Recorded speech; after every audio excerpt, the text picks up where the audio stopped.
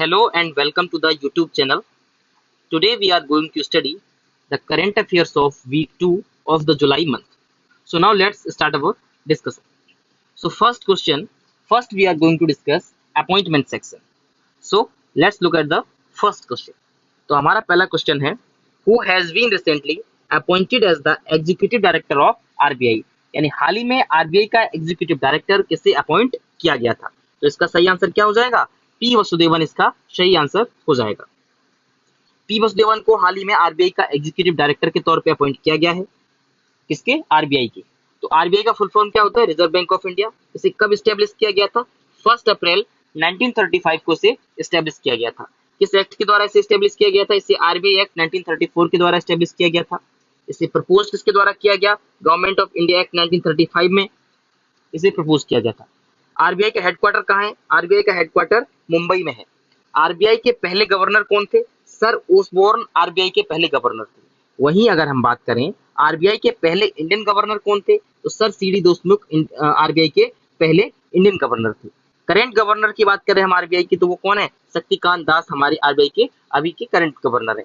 Female governor की बात की जाए तो अभी तक आरबीआई में कोई भी फीमेल गवर्नर नहीं रही है।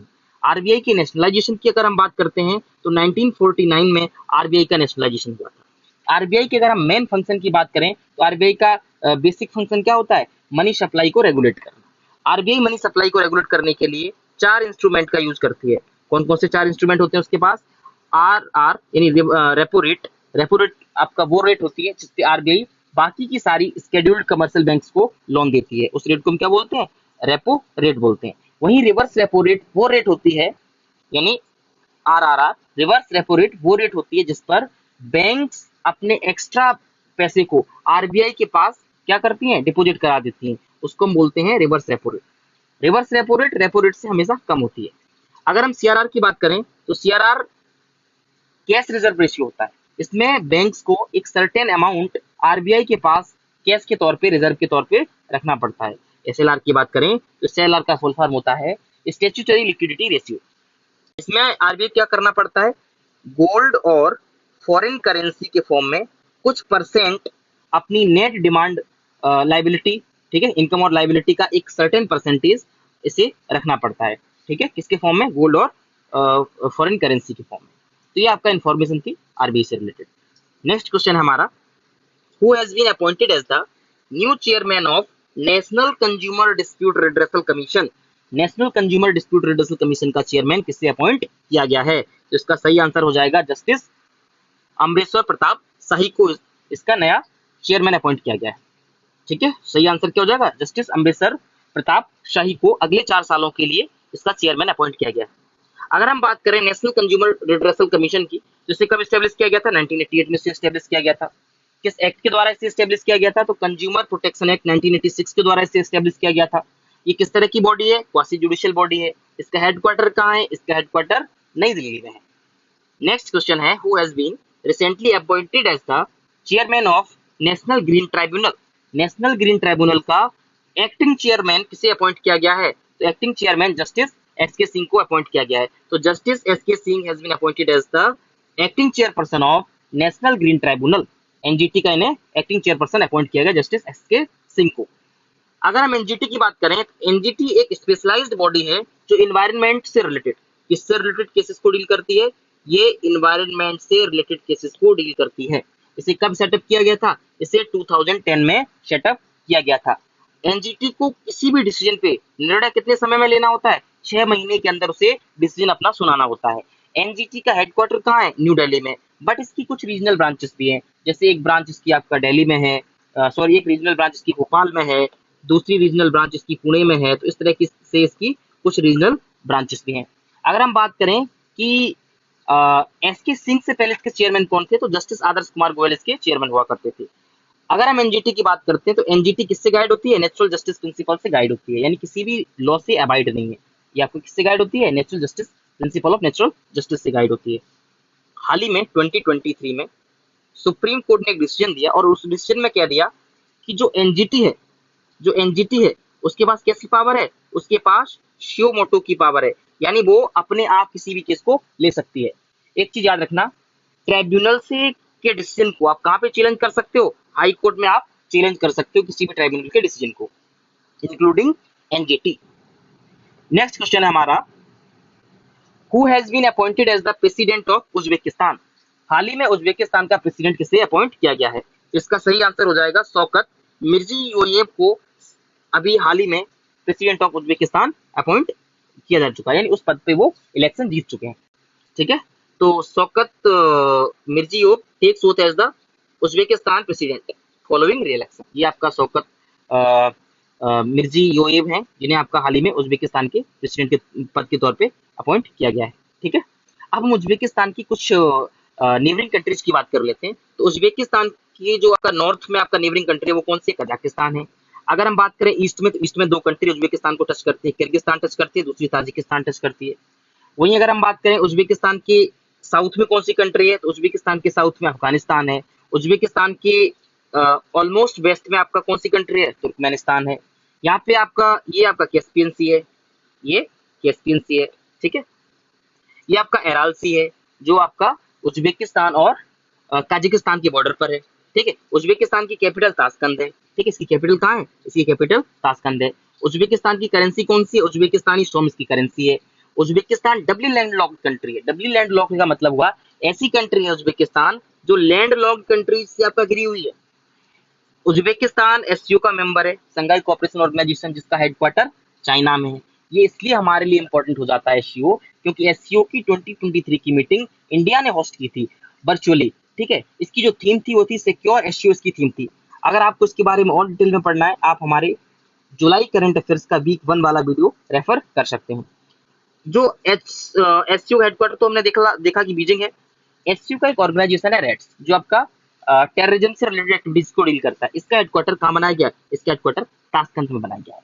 अगर हम लॉन्गेस्ट रिवर की बात करते हैं कि लॉन्गेस्ट रिवर कौन सी है उज्बेकिस्तान की, उज्बेकिस्तान की लॉन्गेस्ट रिवर कौन सी हो जाएगी? अमू दरिया इसकी लॉन्गेस्ट रिवर हो जाएगी। लॉन्गेस्ट माउंटेन की अगर हम बात करें तो खजरत सुल्तान यहाँ का लॉन्गेस्ट माउंटेन हो जाएगा। अगर हम बात करें लाल बहादुर शास्त्री जी की, तो लाल बहादुर शास्त्री आपका यहीं पे लाल बहादुर शास्त्री जी की डेथ हुई थी। कहाँ पे डेथ हुई थी? उज्बेकिस्तान में आपका लाल बहादुर शास्त्री जी की डेथ हुई थी। उन्होंने ताशकंद एग्रीमेंट पे साइन किया और उसके बाद उनकी डेथ हो गई थी। कहाँ पे डेथ हुई थी? उज्बेकिस्तान में डेथ हुई थी। अब हम नेक्स्ट क्वेश्चन पे चलते हैं। नेक्स्ट क्वेश्चन है हमारा, who has been appointed as new chairman of IFSCA? तो IFSCA international financial service centre authority का चेयरमैन किसे अपॉइंट किया गया है? तो इसका चेयरमैन अपॉइंट किया गया है के राजा रमन को, इसका चेयरमैन अपॉइंट किया गया है।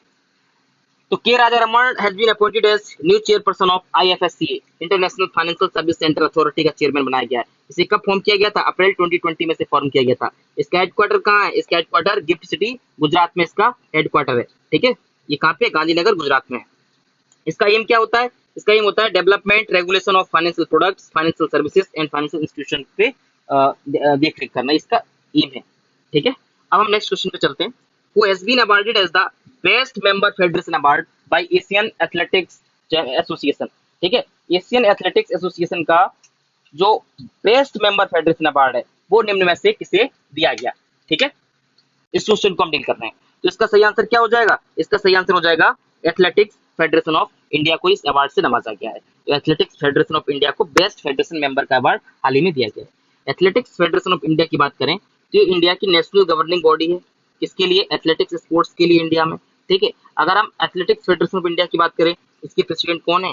एदिल सुमारी वाला इसके करंट प्रेसिडेंट है। इसे स्टैब्लिश कब किया गया था? 1942 में से स्टैब्लिश किया गया था। इसका हेडक्वार्टर कहाँ है? इसका हेडक्वार्टर नई दिल्ली में है। तो ये हमारा अवार्ड्स वाला सेक्शन था। अब हम नेशनल इंटरनेशनल न्यूज वाले सेक्शन को देख लेते हैं। Recently Ubinas volcano was in the news in which country? हाल ही में उबिनास वोल्केनो न्यूज में था, वो किस कंट्री में है? तो ये आपका पेरू से रिलेटेड है। पेरू ने हाल ही में उबिनास साइक्लोन की वजह से अपने यहाँ नेशनल इमरजेंसी डिक्लेयर की। ठीक है, ये जो पेरू का उबिनास साइक्लोन है ये रिंग ऑफ फायर का पार्ट है। रिंग ऑफ फायर आपका किस लिए जाना जाता है? ये वोल्केनो और अर्थक्वेक की एक्टिविटीज के लिए जाना जाता है। ये कहाँ पे लोकेटेड है? पैसिफिक ओशन में लोकेटेड है। ठीक है, रिंग ऑफ फायर का दूसरा नाम है पैसिफिक रिम और सर्कम पैसिफिक बेल्ट भी कहा जाता है। दुनिया के 75% वोल्केनो और दुनिया के 90% अर्थक्वेक इसी रीजन में पाए जाते हैं, इसमें रिंग ऑफ फायर वाले रीजन में। पेरू की अगर हम बात करें तो पेरू एक साउथ अमेरिकन कंट्री है। इसकी कैपिटल लीमा है। इसके प्रेसिडेंट आपका डीना बोलुआर्टे हैं। जो कि यहाँ की पहली फीमेल प्रेसिडेंट है। पेरू से होते हुए एंडीज माउंटेन रेंज भी आपका पास होती है यहाँ से। अब हम सेंट्रल और स्टेट गवर्नमेंट की स्कीम्स देख लेते हैं। तो पहला क्वेश्चन है, Ama Pokhari project was recently in the news, is related to which project? Ama Pokhari जो न्यूज है वो हाल ही में आपका किस स्टेट से रिलेटेड है जो न्यूज में रही है? तो इसका सही आंसर हो जाएगा उड़ीसा। उड़ीसा से रिलेटेड है।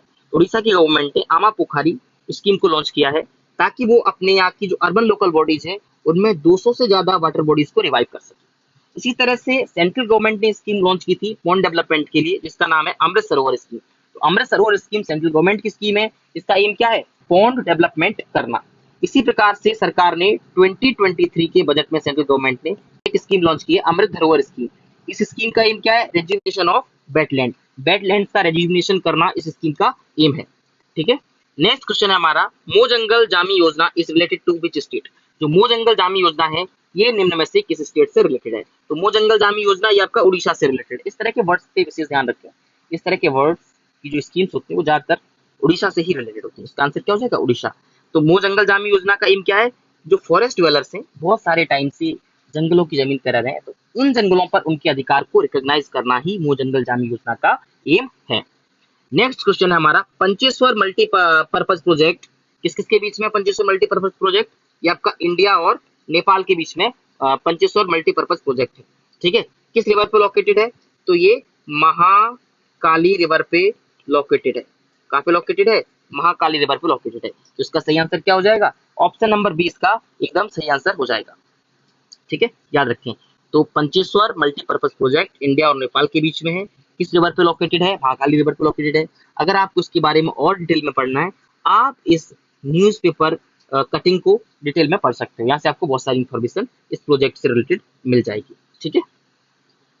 नेक्स्ट क्वेश्चन है, अन्ना भाग्य योजना is related to which state? कि आपका सही आंसर हो जाएगा कर्नाटका। ये कर्नाटका से रिलेटेड है। कर्नाटका ने अन्ना भाग्य योजना स्टार्ट की है। इस योजना को चालू करने के पीछे उद्देश्य ये है कि कर्नाटक में अभी राइस की बेहद कमी है। तो राइस की कमी को टैकल करने के लिए सरकार ने इस स्कीम को लॉन्च किया है। इस स्कीम के तहत सरकार कैश के फॉर्म में जो लाभार्थी हैं, बेनिफिशियरीज हैं, उनके अकाउंट में डीबीटी के द्वारा पैसा ट्रांसफर करेगी। 34 रुपीज पर केजी के हिसाब से 5 केजी राइस का जो प्राइस है वो हर एक लाभार्थी के अकाउंट में ट्रांसफर किया जाएगा सरकार के द्वारा। अगर हम कर्नाटक की बात करें, कर्नाटक की कैपिटल क्या है? बेंगलोर है। कर्नाटक की सीएम कौन है? सिद्धारमैया है, जो इंडियन नेशनल कांग्रेस से आते हैं। गवर्नर यहाँ के कौन है? थावरचंद गहलोत यहाँ के गवर्नर है। बेंगलोर की अगर हम बात करें तो बेंगलोर का फेमस एयरपोर्ट है केम्पे गौड़ा एयरपोर्ट। यहाँ का फेमस एयरपोर्ट है। केम्पे गौड़ा को फाउंडर ऑफ मॉडर्न बेंगलोर कहा जाता है। मॉडर्न बेंगलोर का इन्हें फाउंडर माना जाता है, केम्पे गौड़ा जी को। ठीक है, इस चीज को भी आप याद रखें। नेक्स्ट क्वेश्चन है हमारा, which state's news channel launch AI news anchor Lisa? किस स्टेट के न्यूज चैनल ने एआई न्यूज एंकर लिसा को लॉन्च किया है? तो इसका सही आंसर हो जाएगा उड़ीसा। उड़ीसा ने आपका ऐसा काम किया है। तो ये उड़ीसा का न्यूज चैनल है, ओटीवी न्यूज चैनल। तो ओटीवी न्यूज चैनल ने लिसा नाम के न्यूज एंकर को लॉन्च किया है और ये उड़ीसा का पहला AI based news channel news anchor होगी। अगर हम इंडिया की बात करें, इंडिया की पहली एआई बेस्ड न्यूज एंकर कौन है? तो वो शना है। किसने लॉन्च किया इसे? इंडिया टुडे ग्रुप ने लॉन्च किया है।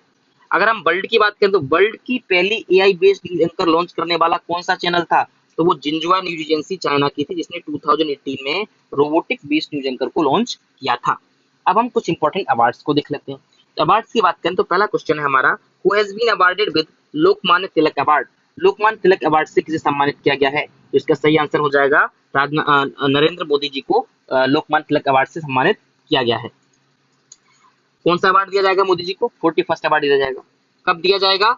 1 अगस्त को प्राइम मिनिस्टर मोदी को यह अवार्ड दिया जाएगा। क्यों दिया जाएगा? क्योंकि उन्होंने आपका एक्सेप्शनल लीडरशिप शो की है, जो फीलिंग ऑफ पैट्रियटिज्म को प्रमोट करने में, देश में राष्ट्रभक्ति को प्रमोट करने में उन्होंने बहुत ही एक्सेप्शनल योगदान दिया है। तो उनके इस योगदान को रिकॉग्नाइज करते हुए लोकमान्य तिलक अवार्ड से उन्हें सम्मानित किया जाएगा। अगर हम तिलक की बात कर ले, लोकमान्य तिलक की, बाल गंगाधर तिलक की, तो वो एक एक्सट्रीमिस्ट लीडर थे। ठीक है, इन्होंने कभी भी इंडियन नेशनल कांग्रेस को प्रेसाइड नहीं किया है।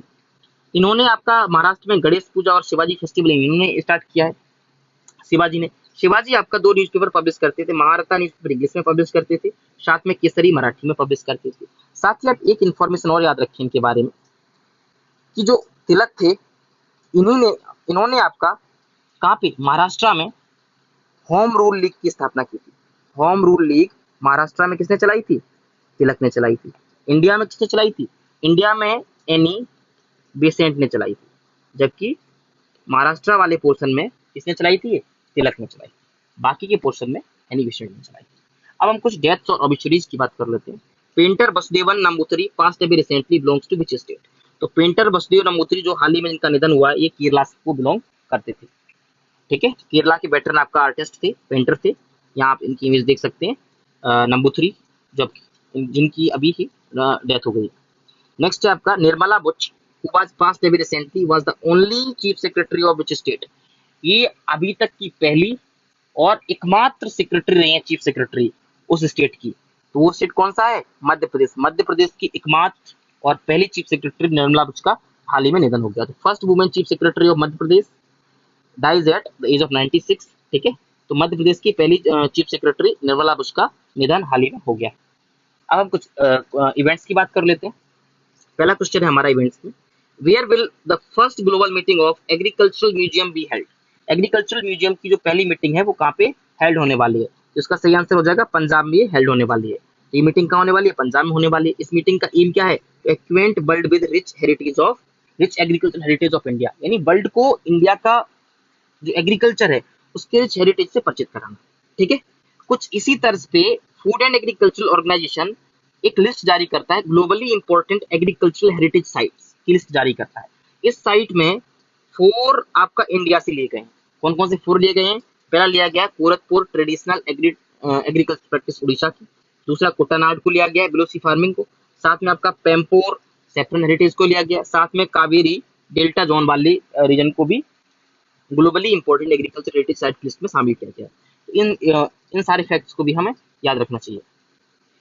नेक्स्ट क्वेश्चन है हमारा, वेयर वाज इंडियाज फर्स्ट वैदिक theme based park located? India का जो वैदिक थीम बेस्ड पार्क है वो पहला पार्क कहाँ पे लोकेटेड है? तो इसका सही आंसर हो जाएगा नोएडा में लोकेटेड है। ठीक है, कहाँ पे लोकेटेड है? नोएडा में लोकेटेड है। ये किसको रिफ्लेक्ट कर रहा है? ये 4 वेदों के इंपॉर्टेंस को रिफ्लेक्ट कर रहा है। साथ में आपका इस पार्क को 7 जोन में डिवाइड किया गया है और इन 7 जोन को सप्तऋषि, जो हमारी आपका एंशिएंट सेजेस थे, 7 ऋषि, ठीक है, तो उन्हीं सप्तऋषि के नाम पे 7 जोन्स में इस पार्क को बांटा गया है। कौन कौन सप्तऋषि थे? वशिष्ठ, विश्वामित्र, अगस्त, इस तरह से आपका 7 सप्तऋषि हुआ करते थे। इसमें आपका जो बेसिकली 4 वेदास की इंपॉर्टेंस को शो किया जाएगा, ऋग्वेद, सामवेद, यजुर्वेद, अथर्ववेद। ऋग्वेद की अगर हम बात करते हैं तो ऋग्वेद का उपवेद क्या हो जाएगा? ऋग्वेद का उपवेद हो जाएगा आयुर्वेद, इसका उपवेद हो जाएगा। इसमें कितने हाइम है? 1028 हाइम है। इसमें कितने मंडल हैं? 10 मंडल हैं। इसको यूनेस्को की हेरिटेज लिस्ट की साइट में शामिल किया गया है ऋग्वेद को। ऋग्वेद में सबसे ज्यादा जो हाइम्स हैं वो किसको डेडिकेटेड है? वो इंद्र देवता को डेडिकेटेड है। ऋग्वेद जैसा ही एक और टेक्स्ट है पर्शियन में जिसका नाम है जेंड एवेस्ता, ये भी याद रखें, ये ऋग्वेद जैसा ही है। ऋग्वेद में आयरन बर्ड मिलता है, जेंड एवेस्ता में आपको आयरन बर्ड मिलता है। वहीं दूसरा वेद है सामवेद। सामवेद को पहली म्यूजिक की बुक माना जाता है। ये पहली बुक है जो आपका म्यूजिक में हमें मिलती है। इसका उपवेद है गंधर्व वेद। अगर हम बात करें जो ध्रुपद राग जिसको तानसेन ने गाया था वो भी सामवेद से ली गई थी। नेक्स्ट है यजुर्वेद। इसका जो उपवेद है वो धनुर्वेद हो जाएगा और यजुर्वेद में बहुत सारे सेक्रीफाइसेस को कैसे करना है कैसे नहीं करना है ये सब इसमें डिफाइन है यजुर्वेद में। अथर्ववेद में इसका उपवेद शिल्प वेद है। इसमें बेसिकली कैसे मैजिक करना है, कैसे चार्म्स वगैरह एविल स्पिरिट्स को भगाना है, ये सब इसमें डिफाइन किया गया है। तो ये सारी चीजों को भी आप याद रखें। नेक्स्ट क्वेश्चन है हमारा, where will the World Hindu Congress 2023 organise? World Hindu Congress 2023 कहाँ पे ऑर्गेनाइज होगी? तो इसका सही आंसर हो जाएगा बैंकॉक, थाईलैंड में ऑर्गेनाइज होगी। ठीक है, इसे ऑर्गेनाइज कौन करने वाला है? वर्ल्ड हिंदू फाउंडेशन इसको ऑर्गेनाइज करने वाली है। इसकी थीम क्या है? जयस अयत्तनाम धर्मा इसकी थीम है। नेक्स्ट है Bastille day parade was held in which state? तो आपका फ्रांस में आपका होगी Bastille day parade. Bastille day parade 14 जुलाई को फ्रांस में होगी। हर साल ये 14 जुलाई को ही मनाई जाती है। इस बार ये इंपॉर्टेंट इसलिए क्योंकि प्राइम मिनिस्टर मोदी यहाँ के गेस्ट ऑफ ऑनर है। ठीक है, इंडियन आर्म फोर्सेस ने भी इसमें पार्टिसिपेट किया है। सबसे पहली बार 14 जुलाई 1880 को पेरिस में हेल्ड की गई थी। सबसे ओल्डेस्ट मिलिट्री परेड इसे माना जाता है। ये फ्रेंच रिवॉल्यूशन से रिलेटेड है। फ्रेंच रिवॉल्यूशन के टाइम पे बेस्टाइल जेल को तोड़ करके फ्रेंच रिवॉल्यूशन के लोगों ने वहां से कैदियों को आजाद कराया था, तो उसी की याद में से मनाया जाता है ओल्डेस्ट मिलिट्री परेड के तौर पे। अब हम स्पोर्ट्स सेक्शन पे चलते हैं, स्पोर्ट्स में देख लेते हैं दोस्तों। हमारा पहला क्वेश्चन है, who has won the 13th junior women national hockey championship. 13वीं women junior hockey national championship किसने जीती? तो ये जीती आपका एमपी ने। अगर मैन होता तो इसका आंसर हो जाता यूपी। तो एमपी ने 13वीं वुमेन हॉकी चैंपियनशिप को जीता हुआ है। किसको हरा करके? झारखंड को हरा करके। कहाँ पे हेल्ड हुई थी ये चैंपियनशिप? उड़ीसा में। वहीं अगर मेंस हॉकी जूनियर चैंपियनशिप की बात करूं अंडर 13 की, तो ये 2023 में हेल्ड हुई, ये आपका उत्तर प्रदेश ने जीती। ठीक है, मेन एमपी ने, वुमेन उत्तर प्रदेश ने। नेक्स्ट क्वेश्चन है, who has won the main singles title at Canada open badminton 2023। Canada open badminton 2023 का टाइटल मेन सिंगल्स का किसने जीता? लक्ष्य सेन ने इसका टाइटल जीता, याद रखना, लक्ष्य सेन ने आपका ये कनाडा ओपन का टाइटल बैडमिंटन का जीता है। नेक्स्ट क्वेश्चन है हमारा, who has become the first Indian to win gold in the recurve category at the World Archery Youth Championship 2023। World Archery Youth Championship 2023 में रिकर्व कैटेगरी में gold जीतने वाले पहले भारतीय कौन बन गए हैं? तो पहले भारतीय बन गए पार्थ सालुंके। तो पार्थ सालुंके ऐसे पहले भारतीय बन गए जिन्होंने यूथ वर्ल्ड चैंपियनशिप में रिकर्व कैटेगरी में गोल्ड मेडल जीता हुआ है। नेक्स्ट क्वेश्चन है हमारा, who has been selected as the mascot of Asian Athletics Championship. Asian Athletics Championship का मैस्कॉट किसे बनाया गया है? तो बनाया गया बजरंग बली को। ठीक है, एशियन एथलेटिक्स चैंपियनशिप 25 कहाँ पे हो रही है? 12 से 16 जुलाई के बीच में हुई है, थाईलैंड में। ठीक है, हर 2 साल में से हेल्ड किया जाता है। 25वीं थी, तो यहाँ से आप अंदाजा लगा सकते हो ये 50वीं रही होगी। 50 साल हो गए एशियन एथलेटिक्स चैंपियनशिप को होते होते। इसके द्वारा ऑर्गेनाइज की जाती है, तो एशियन एथलेटिक्स एसोसिएशन के द्वारा ऑर्गेनाइज किया जाता है इसे। कब ऑर्गेनाइज? ये एशियन एथलेटिक्स एसोसिएशन कब बनी थी? 1973 में बनी थी। हेडक्वार्टर इसका कहाँ है? सिंगापुर में इसका हेडक्वार्टर है। हेड ऑफिस इसका जो अभी हेड इसको कौन कर रहा है एशियन एथलेटिक्स एसोसिएशन को? तो कतरी दहलाम जुवान इसको हेड कर रहे हैं। ठीक है, और इस बार का 25th एशियन एथलेटिक्स चैंपियनशिप का मैस्कॉट कौन है? तो ये मैस्कॉट आपका है बजरंग बली, हनुमान जी, लॉर्ड हनुमान इसकी मैस्कॉट है, याद रखना। बट ये इंडिया में नहीं हुई है, ये कहाँ हुई है? थाईलैंड, बैंकॉक थाईलैंड में हुई है।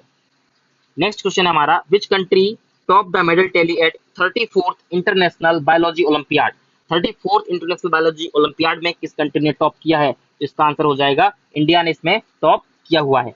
नेक्स्ट क्वेश्चन है, who will be awarded under 20 male athlete of the year award by the Athletics Association and Asian Athletics Association के द्वारा अंडर 20 में male athlete of the year का अवार्ड किसे दिया गया है? तो इसका सही आंसर हो जाएगा शेल्वा प्रभु थ्रुमरान को अवार्ड दिया गया है। ट्रिपल जंपर है शेल्वा प्रभु थ्रुमरान, तमिलनाडु के, उनको इस अवार्ड से एशियन ओलंपिक एसोसिएशन ने, सॉरी एशियन एथलेटिक्स एसोसिएशन ने यह अवार्ड दिया हुआ है। अब हम डिफेंस एंड सिक्योरिटी की बात कर लेते हैं। तो एक एक्सरसाइज है सल्वेक्स एक्सरसाइज, ये किस किस के बीच में कंडक्ट कराई जाती है? इंडिया और यूएस के बीच में से कंडक्ट कराया जाता है। इसका आंसर क्या हो जाएगा? यूएसए हो जाएगा। तो हाल ही में सल्वेक्स एक्सरसाइज जो कि इंडिया और यूएसए की मिलिट्री एक्सरसाइज है, कहाँ पे कंडक्ट कराई गई?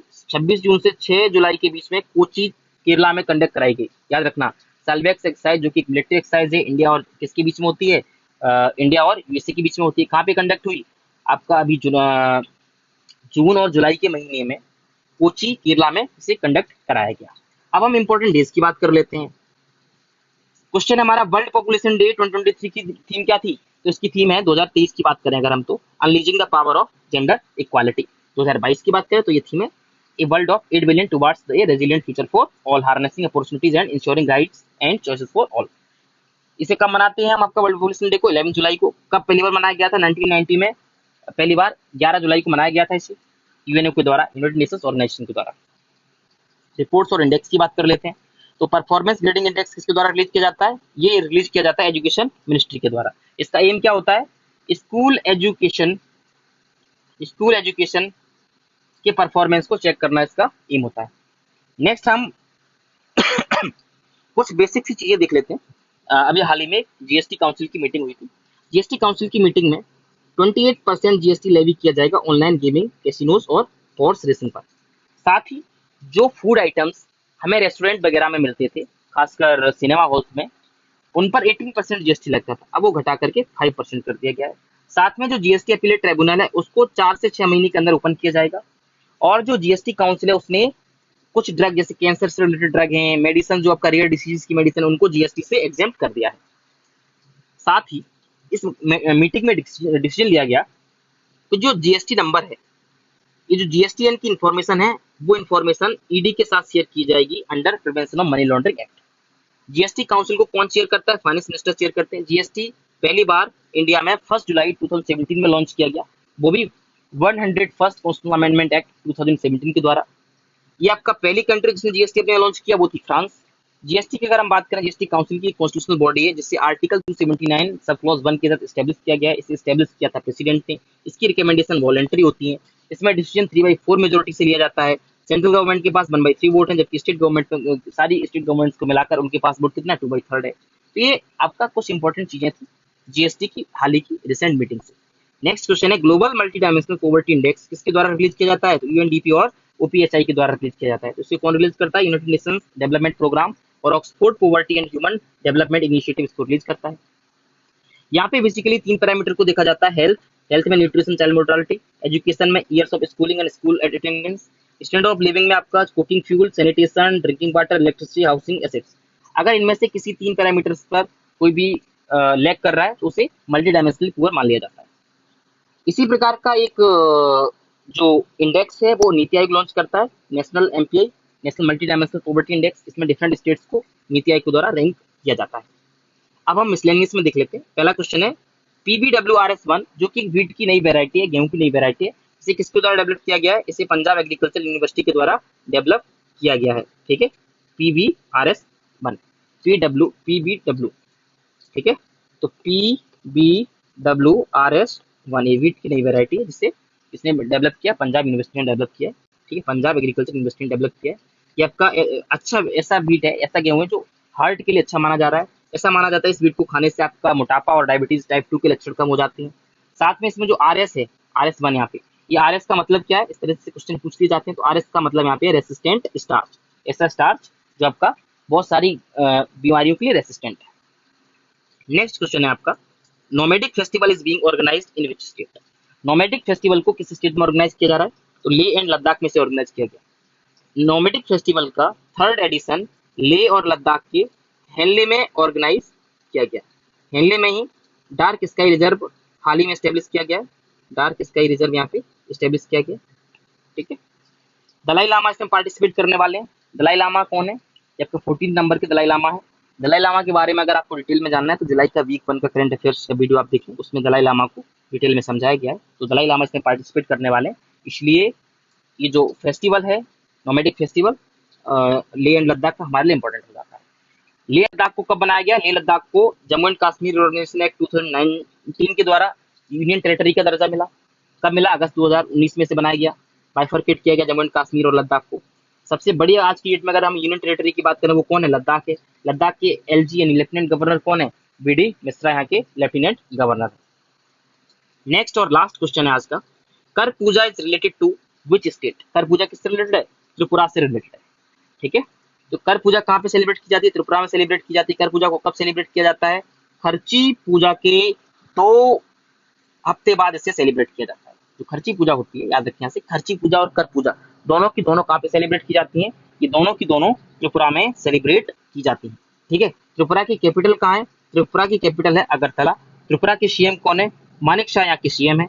यहाँ के गवर्नर की बात करें, सत्यदेव नारायण आर्य यहाँ के गवर्नर हैं। त्रिपुरा को कब फॉर्म किया गया? 21 जनवरी 1972 में इसको फॉर्म किया गया त्रिपुरा को। त्रिपुरा के साथ 21 जनवरी 1972 में 2 और स्टेट्स को फॉर्म किया गया, मणिपुर और नागालैंड को। मणिपुर आपके लिए बेहद इंपॉर्टेंट, इस चीज का विशेष ध्यान रखें क्योंकि मणिपुर में बहुत ज्यादा डिस्टर्बेंस चल रहा है, इसलिए मणिपुर से रिलेटेड न्यूज आपको जरूर कर लेनी चाहिए। सो इस होप के साथ कि आपको लेक्चर समझ में आया होगा, इससे आपको बहुत फायदा हुआ होगा। तो इन्हीं वर्ड्स के साथ हम आज के लेक्चर यहीं पे स्टॉप कर रहे हैं। So thank you for listening it. मिलते हैं हम अपनी वीक 3 के लेक्चर में। Thank you.